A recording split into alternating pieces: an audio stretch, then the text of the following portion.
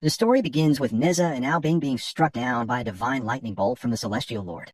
Fortunately for them, a heavenly disciple named Tai preserves their bodies using a sacred lotus flower, intending to eventually restore them to life. The villagers of Chen Tang Pass are grateful for the pair's heroism, as they join forces to bring Nezha and Albing back.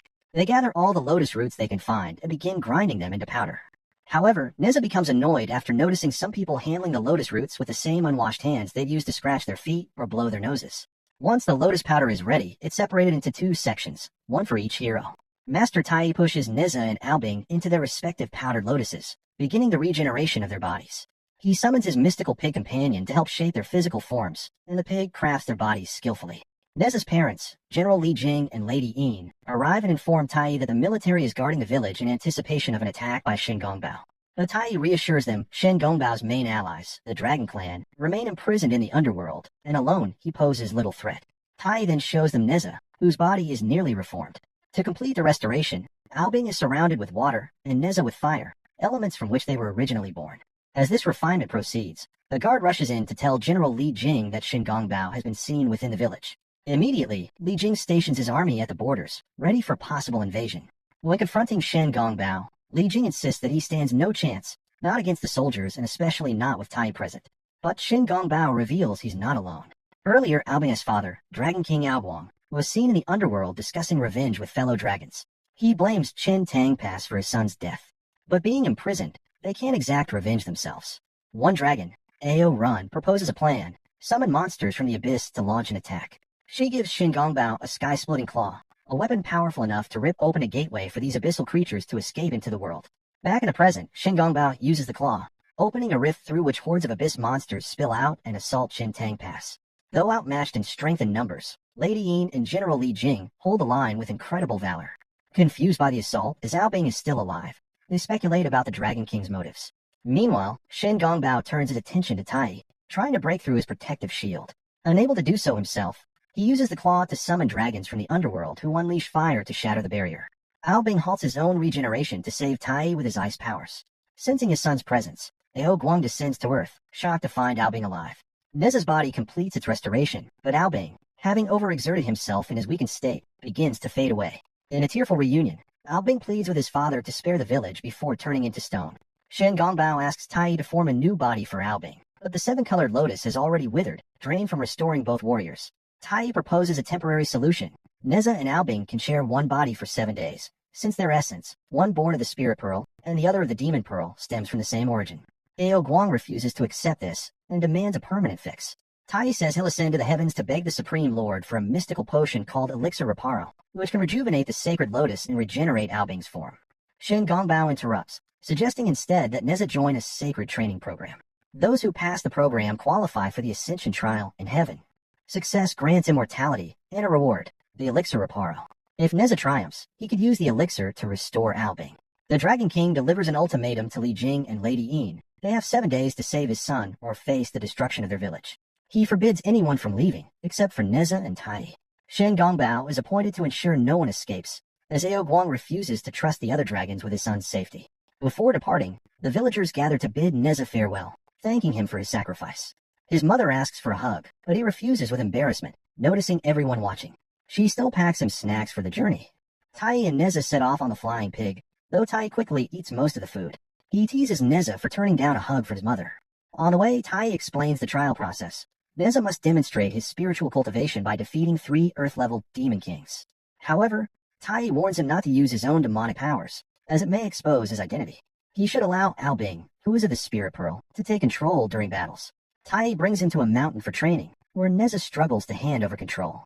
To help, Tai gives him a slumber pill. One pill will make him sleep instantly, letting Albing take over. Nezha swallows all the pills before Tai can explain one is enough. Nezha falls unconscious, and Albing immediately takes control. Tai begins training Albing, now in Nezha's body, but is quickly outmatched and humiliated. He takes Albing to the Heavenly Yusu Palace, where elite demon hunters reside, warriors who track and eliminate dangerous demons. The palace leader, Immortal Wuliang, is a renowned disciple.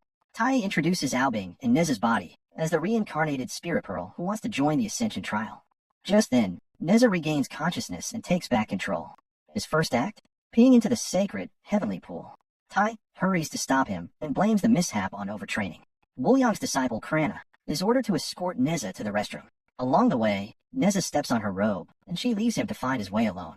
Nezha wanders into a chamber full of jade vessels, mistakes one for a toilet, and relieves himself. Later, Tai discusses Nezha's trial participation with Wooyoung, unaware of Nezha's misdeed.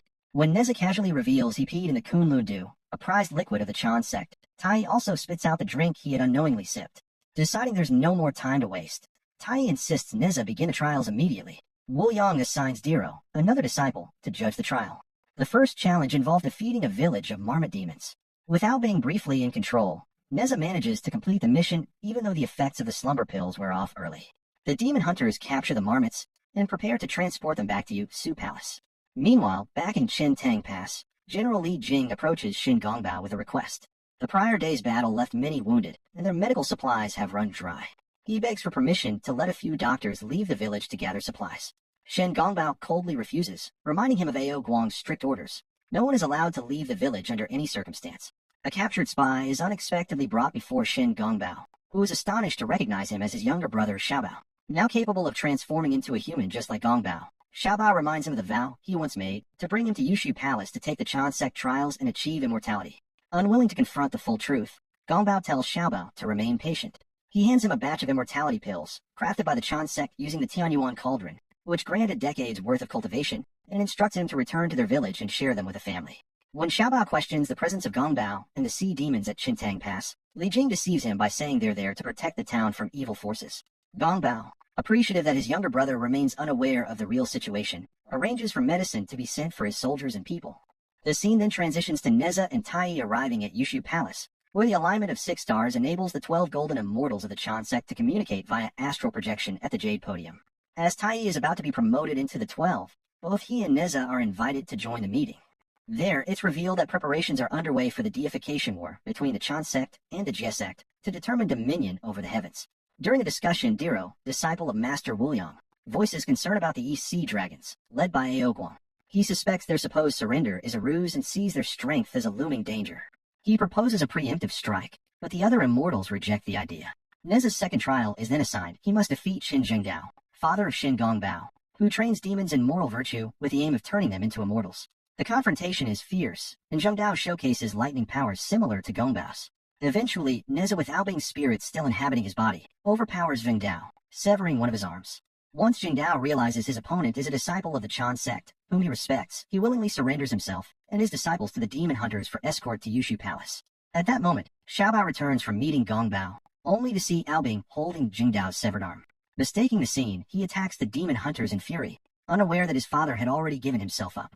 Diro fires an arrow at Xiaobao, but Zhengdao sacrifices himself by taking the hit, then uses his lightning to teleport Xiaobao downriver. Zhengdao collapses unconscious on the riverbank, and Xiaobao nearly dies too, until Nezha, still possessed by Albing, steps in and scolds Diro, sparing the boy. Back at Chintang village, Li Jing hosts a banquet in Gongbao's honor for delivering food and medicine. Amid a heavy conversation on cultivation and righteousness, Gongbao drinks heavily. Suddenly, a wounded Xiaobao stumbles in, revealing that their father and his disciples were ambushed and taken by Nezha and the demon hunters. He dies shortly after, leaving Gongbao heartbroken and seething. Before Nezha can proceed to his final trial, facing the demon queen of Skull Mountain, Diro suggests he rest for 2 days, but Nezha refuses, eager to finish everything. A disciple rushes in, reporting that urgent news has come for Tai and Nezha.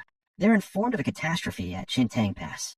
Nezha races there, only to find the village destroyed. In panic, he searches for his parents, but only finds charred skeletons. Discovering his mother's helmet in the wreckage, he assumes the dragons are responsible for the massacre.